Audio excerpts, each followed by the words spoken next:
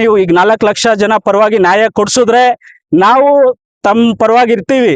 ಇಲ್ಲ ಅಂತಂದ್ರೆ ನಮ್ಮ ಏನು 4 ಲಕ್ಷ 20 ಲಕ್ಷ ವೋಟ್ ಪವರ್ ಇದೆ, ಅದು ನಾವು ನಿಮ್ಗೆ ನೆಕ್ಸ್ಟ್ ಬರುವಂತ ಚುನಾವಣೆಯಲ್ಲಿ ನಾವು ಅದಕ್ಕೆ ಪ್ರತಿ ತಕ್ಕ ಉತ್ತರ ನೀಡ್ತೇವೆ. ನಾವು ಆವಾಗ ನಮ್ಗೆ ನ್ಯಾಯಯುತವಾಗಿ ನಾವು ಪಡ್ಕೊಳ್ತೇವೆ ಅಂತ ಈಗ ನಿಮ್ಗೆ ಎಚ್ಚರಿಕೆಯನ್ನ ಕೊಡ್ತಾ ಇದೀವಿ. ಈಗ ಇಷ್ಟು ಜನ ಪರವಾಗಿ ಮಾತಾಡಕ್ಕೆ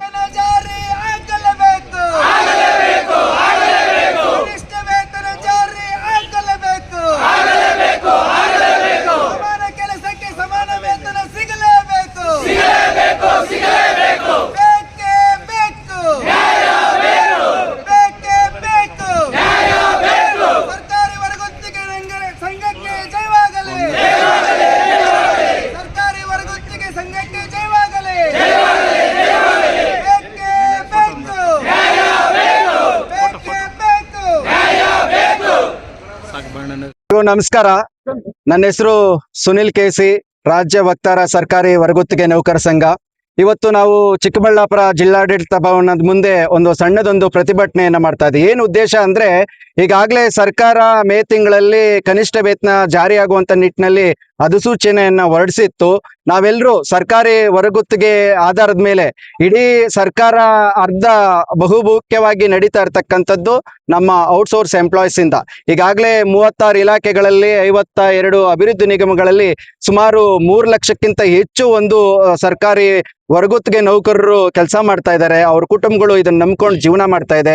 ಈಗ ರೋಟಿ ಕಪಡ ಮಕಾನ್ ಏನು ಉದ್ದೇಶ ಇಟ್ಕೊಂಡು ಹಿಂದೆ ಕನಿಷ್ಠ ವೇತನ ಜಾರಿ ತಂದಿತ್ತು, ಬಟ್ ಅದನ್ನೇ ಈಗ ಇಟ್ಕೊಂಡ್ರೆ ಆಗಲ್ಲ. ಈಗ ಜೀವನ ವೇತನ, ಈಗ ಲಿವಿಂಗ್ ವೇಜು ಚೇಂಜ್ ಆಗಿದೆ. ಮನೆಯಲ್ಲಿ ತಿನ್ನೋ ಊಟದಿಂದ ಹಿಡಿದು ಮಕ್ಕಳ ಫೀಸ್ ಇಂದ ಹಿಡಿದು ಅವರ ಜೀವನ ನಿರ್ವಹಣೆ ತುಂಬಾ ಚೇಂಜ್ ಇರೋದ್ರಿಂದ ನಾವು ಸರ್ಕಾರವನ್ನ ಆಗ್ರಹಿಸ್ತಾ ಇದೀವಿ, ದಯವಿಟ್ಟು ಏನ್ ನೀವು ಕನಿಷ್ಠ ವೇತನವನ್ನ ಜಾರಿ ಮಾಡಿದ್ರಿ ಅದನ್ನ ಮುಂದುವರ್ಸ್ಕೊಂಡು ಹೋಗ್ಬೇಕು. ಯಾವುದೇ ರೀತಿಯಾದಂತ ಸ್ಥಗಿತ ಮಾಡಬಾರ್ದು.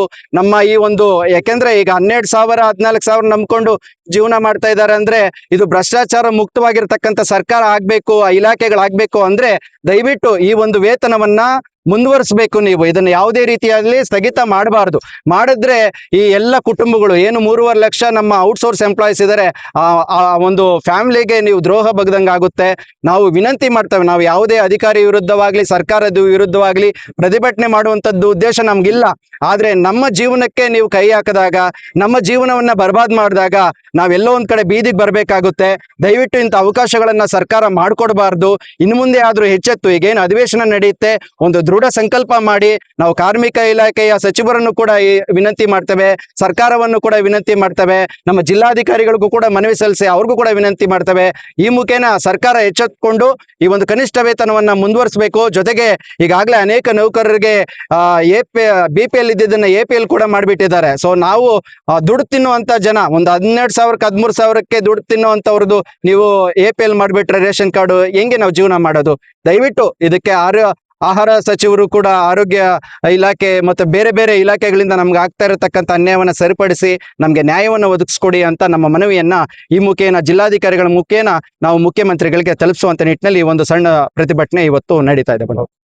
ನಾವು ಇವತ್ತು ಪ್ರತಿಭಟನೆ ಮಾಡ್ತಾ ಇರುವ ಉದ್ದೇಶ, ಈಗೇನ್ 22/6 ಮತ್ತೆ 2026ರಲ್ಲಿ ಏನು ಕನಿಷ್ಠ ವೇತನ ಒಂದು ಜಾರಿ ಮಾಡಿದ್ರು, ಅದು ಈಗ 2 ತಿಂಗಳಿಂದ ಈಗ ಸ್ಯಾಲ್ರಿ ಮಾಡಿದ್ದಾರೆ ನೌಕರಿಗೆ ಸ್ಯಾಲ್ರಿ 2 ತಿಂಗಳು ಸ್ಯಾಲ್ರಿ ಮಾಡ್ಬಿಟ್ಟು ಈಗ ಇದ್ದಕ್ಕಿದ್ದಂತೆನೆ ನಾವು ಕೊಡೋದಕ್ಕಾಗೋದಿಲ್ಲ, FD ಪರ್ಮಿಷನ್ ಕೊಟ್ಟಿಲ್ಲ ಅಂತೇಳಿ ಅದನ್ನ ತಡೆ ಹಿಡ್ದಿದ್ದಾರೆ.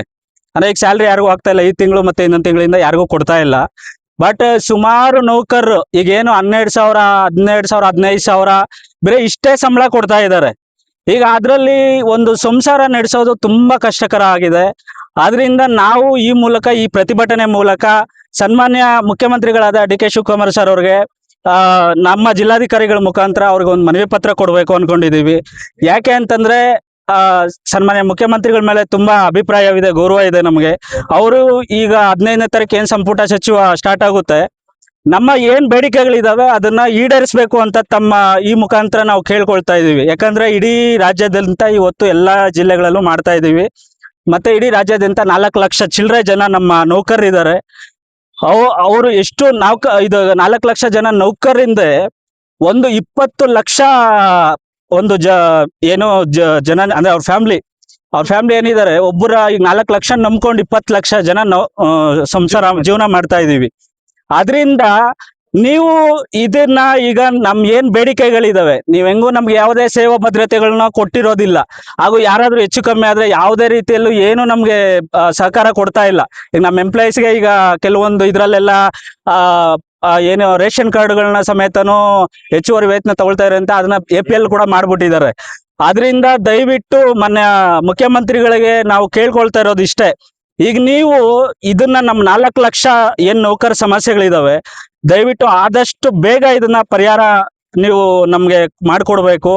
ಇಲ್ಲ ಅಂತಂದ್ರೆ ಈಗೇನು 4 ಲಕ್ಷದಿಂದ 20 ಲಕ್ಷ ಓಟ್ ಇದಾವೆ ನಮ್ಮ ನೌಕರರ ಕುಟುಂಬದಲ್ಲಿ, 20 ಲಕ್ಷ ಓಟನ್ನ ನೀವು ಎದುರಾಕೊಳ್ಳಕ್ಕೆ ನಿಮ್ಗೆ ಸಿದ್ಧರಿದ್ದೀರಾ ಅಂತಂದ್ರೆ ನಾವು ಮುಂದಿನ ಚುನಾವಣೆಯಲ್ಲಿ ತಕ್ಕ ಉತ್ತರವನ್ನ ನಮ್ಗೆ ಕೊಡೋದಕ್ಕೆ ಈಗಾಗಲೇ ನಾವು ರಾಜ್ಯಾದ್ಯಂತ ರೆಡಿ ಮಾಡ್ಕೊಂಡಿದೀವಿ.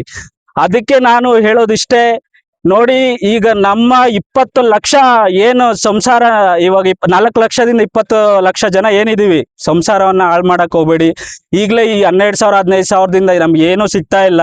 ಮತ್ತೆ ನಮ್ಮ ನೌಕರ ಮನೆಗಳಿಗೂ ಯಾವುದೇ ಪ್ರತಿಯೊಂದರಲ್ಲೂ ಜಾಸ್ತಿ ಮಾಡಿದಿರ, ಎಲ್ಲಾ ರೇಟ್ಗಳನ್ನು ಜಾಸ್ತಿ ಮಾಡಿದಿರ.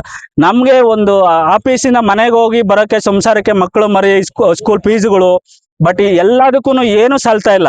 ದಯವಿಟ್ಟು ಈಗ ಏನು ಕಾರ್ಮಿಕ ಇದರಿಂದ ಸುಪ್ರೀಂ ಕೋರ್ಟ್ ಆದೇಶ ಪ್ರಕಾರ ಏನು ಇವಾಗ ನೀವು ಮಾಡಿದೀರಾ, ಅದು ಇವಾಗ ಸುಮಾರು ಒಂದು 5-6 ಇಲಾಖೆಗಳಿಗೆ ಈಗ 2 ತಿಂಗಳು ವೇತನ ನೀವು ನೀಡಿದ್ದೀರಾ.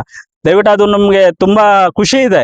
ಬಟ್ ಅದೇ ವೇತನವನ್ನ ನೀವು ಈಗೆಲ್ಲ ಇಲಾಖೆಗೂ 36 ಇಲಾಖೆ 52 ನಿಗಮ ಏನಿದಾವೆ ರಾಜ್ಯದಲ್ಲಿ, ಎಲ್ಲ ಇಲಾಖೆಗೂ ನೀವು ಇದನ್ನ ನೀಡಬೇಕು. ಮತ್ತೆ ಮುಂದಿನ ಸಲ ಯಾರು ಈ ತರ ನಾವು ರೋಡ್ಗಳಿಗೆ ಇಳಿದು ಅಥವಾ ಪ್ರತಿಭಟನೆಗಳು ಮಾಡೋದು, ಬೀದಿಗೆ ಮತ್ತೆ ಆತರ ಇರೋದಿಲ್ಲ. ದಯವಿಟ್ಟು ನೀವು ಈಗ ನಾವ್ ಏನ್ ಹೇಳ್ತಾ ಇದೀವಿ ಇದನ್ನ ಎಚ್ಚೆತ್ಕೊಂಡು ನಮಗೋಸ್ಕರ